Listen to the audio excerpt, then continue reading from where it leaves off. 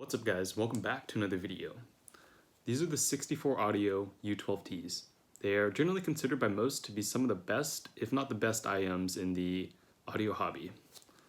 However, because this is not an audio channel, I want to focus less on the IMs themselves and more so on the principle behind my decision to purchase these. Frankly speaking, I wanted to make this video because I feel like these have a lot of relevance to the other stuff that I feature on this channel. Now, your first reaction when you hear me say that I purchased $2,000 headphones is probably one of disbelief, and that's definitely an understandable reaction, so first let's talk some numbers. Let's say you have a daily coffee habit. Your average cup of coffee in the US is $3. Yep, you heard me right, that's $3 for one cup of coffee. Maybe it's $1 if you go to McDonald's, but most people in the US are drinking Starbucks, so yeah, $3. Just doing some quick math, over the course of a year, that adds up to well over $1,000. So what does this say? This speaks not only to the money that you could have saved just by buying a coffee machine and making your own coffee, but also to the relativity of what you think is costly. Because someone is always quick to point this out, yes, your $10 IMs or earphones can do exactly what my $2,000 ones can do functionally. They can't do it with the same level of sound quality, albeit they still produce sound nonetheless. Does that, by extension, make these not worth it? Well, for most people, the answer is going to be yes, they're not worth it. However, satisfaction of ownership and the joy of listening to music at this sort of level is something that you can't strictly quantify. It's not something that you can put a number on.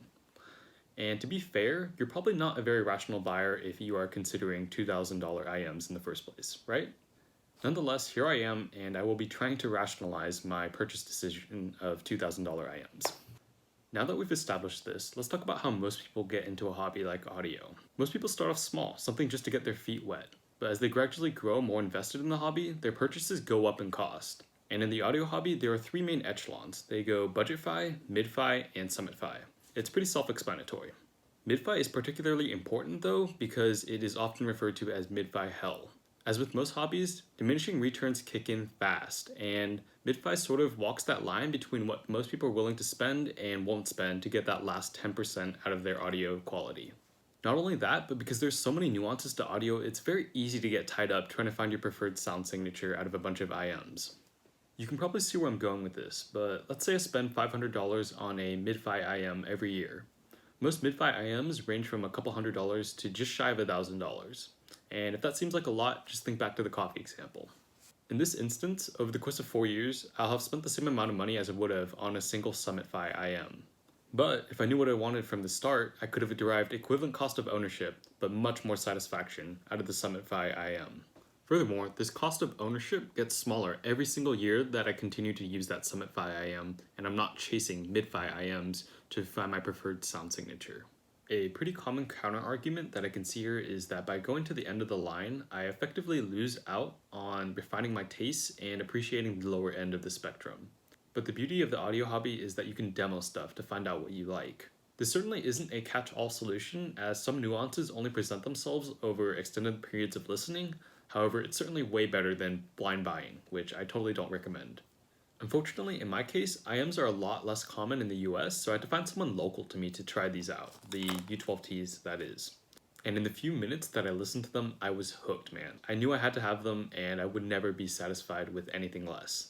To this effect, I believe that shooting high can cut the pretense. Sure, I could have bought some mid-fi IM, and I probably would have been happy even, just for a little while. But eventually I would have caved knowing that something simply better exists, and that would have cost me more money in the long run. Now that I've explained the premise behind jumping straight to the top, let's talk about what happens when you, for lack of better words, screw up. And it's not exactly what you wanted.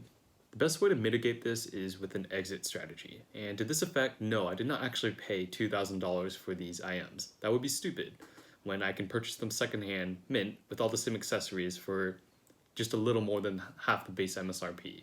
The other factor that I took into consideration when I purchased the U12t is that it is in demand. I know there's a market for it, and I researched previous sales to see how fast it was taking sellers to sell their U12ts and at what price. So when the opportunity presented itself and at a good enough price that I couldn't resist, well, I bit the bullet. Hopefully this video has broken down why I might remotely consider purchasing $2,000 IMs. If you've been following along so far though, then you've probably noticed that there's a conundrum here, and that's that something better will always exist or eventually come to exist. To this effect, the most important thing that you can do whenever you make a purchase decision, regardless of cost, is to hunker down and find the most satisfaction that you can out of that purchase.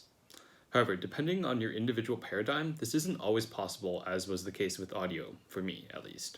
And by jumping straight to the top and cutting that pretense, I'm a firm believer that it can save you money in the long run, occasionally. To be crystal clear, this advice should only apply to something that you are very invested in already. To go back to the coffee example, it doesn't make sense for me to buy a coffee maker. I don't drink coffee on a regular basis, I rarely drink it ever, and I would probably save more money and convenience in the long run just by going to the store and buying coffee. So what this basically comes down to is that you yourself will have to ultimately decide the value of something like these. Hopefully you guys have found this video informative. If you did, be sure to hit that like button and to subscribe for future content. And if anything, I hope it was interesting at the very least. Peace out.